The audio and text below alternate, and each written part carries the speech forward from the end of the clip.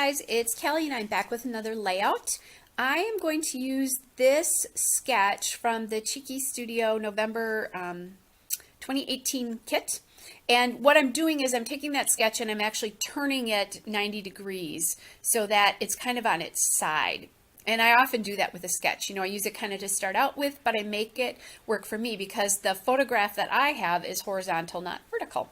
And I didn't spend a lot of time on that because it was paid content. So, you know, you kind of quick saw me do that. So if you have that sketch from Cheeky Studio, you can use that. So I'm starting out with that aqua paper there. And that's from Chanel Box of Crayons. And it's the A New Thought paper.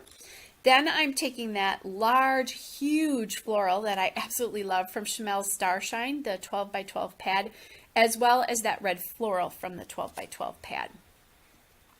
And I'm trying to see if that offcut stripe piece will work from that aqua paper, but it doesn't. That border piece there did not work with this layout.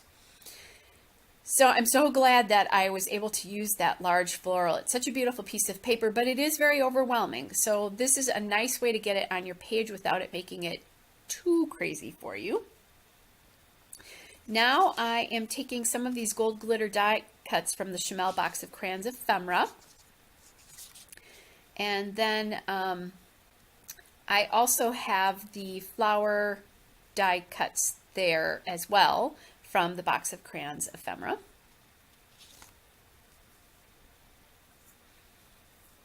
And I don't know where I've gone. I like how the gold is adding just a little touch of something bright to this layout. Ah, that's right. I went and I found some more of my Chanel die cuts here, and these are from Starshine, I believe. Yes, they're from Starshine. So I found that little die cut. I found a couple of things I can use to journal. I don't have a lot to say because, you know, it's a photograph of my grandkids, albeit a lovely one. Did think about that Delighted, and I do love that with the way that looked, but I really love the touches of gold on here, so I had to go one way or the other, I thought. So now I put that Nothing But Love, I think it's cut from the paper actually, and now I'm taking that other journaling spot and putting it below. Thinking about putting that baggage tag journaling spot or this one up here, but I really like how it looks down there. And that is, I think that might be from Go Now Go as well too. It's either from Starshine or Go Now Go, I don't remember, and I forgot to write it down. So now I have paper from two different collections. They're obviously Chanel, and the colors work really, really well together. They're kind of, you know, even though they're from two different collections, the colors are all in that floral paper. And by the way, guys, that's a big secret. If you are trying to mix pattern papers, find a pattern paper and then go find some solids or kind of that smaller floral I would consider a faux solid. It's not really solid, but it reads more as the kind of cranberry colored background. But find those colors that are in this, that pattern paper, and your layout will go together. It does that because you're uniting it with something common. And then you can do what I did, which is ink edges to really make that look like it all goes together. And I'm just using my T-square ruler to make sure that the small floral is actually even. It was looking like it wasn't to me, which was the problem there. So I'm coming back, and this is my Tim Holtz tea dye ink here. All right, I have scrapbooked a couple of these photos already that you've seen from this particular photo shoot. I did not take these photos, by the way. They are professional photos. But I used my Cheeky Studio November kit with the other ones, and I didn't have any more of that paper left, and I still had at least this one that I wanted to do.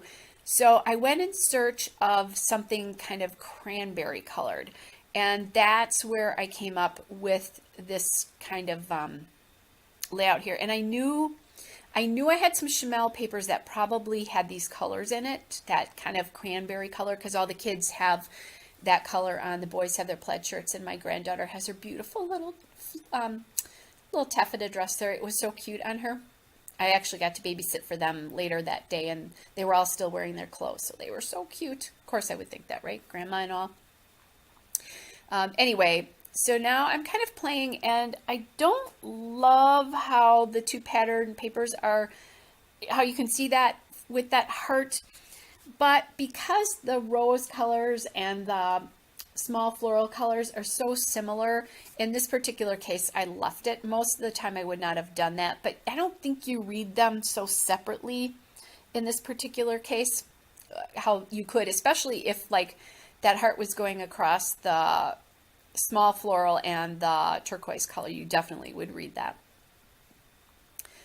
And I'm making sure that I'm layering these embellishments and not creating trapped white space. So in other words, what that means is if I had shifted the heart too far to the left, there would have been a gap between the love die cut and that heart, and that would have been trapped white space. So they're layered on top of each other.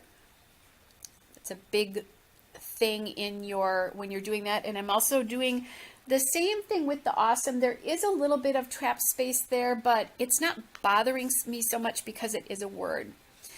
Then I just felt like I needed, I don't know, a little something up there, and I found this banner from that box of crayons, ephemera there. So I'm adding that in. I'm also making sure that it doesn't go quite as far out to the right as the awesome does. It just looks a little bit better that way. Otherwise, and I especially don't want it going further out than the awesome. Otherwise, it'll feel like the banner is a little top heavy in the cluster. So there's a little hint for you for clustering. My good friend Erin,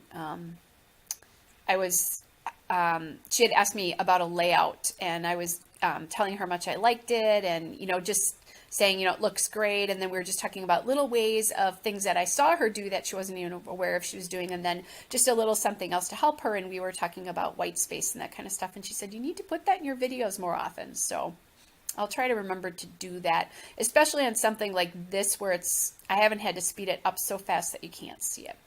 So now I am taking my fine line bottle with my Scotch tacky glue in it and gluing that heart down.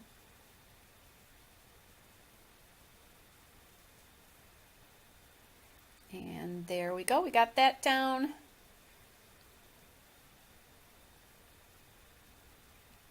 I love that I got to use lots of Chamel product here. Her releases lately have been very dark for how I typically like to buy scrapbook paper and things like that. So it's been a little hard for me sometimes to use these. So now I'm looking at I was thinking about using those pieces from the glitter hearts from the collection, the box of crayons collections, but instead I went to the puffy stickers. So they have a bunch of hearts on here, and I decided to use those hearts from the puffy stickers. So that's the puffy stickers from the box of crayons.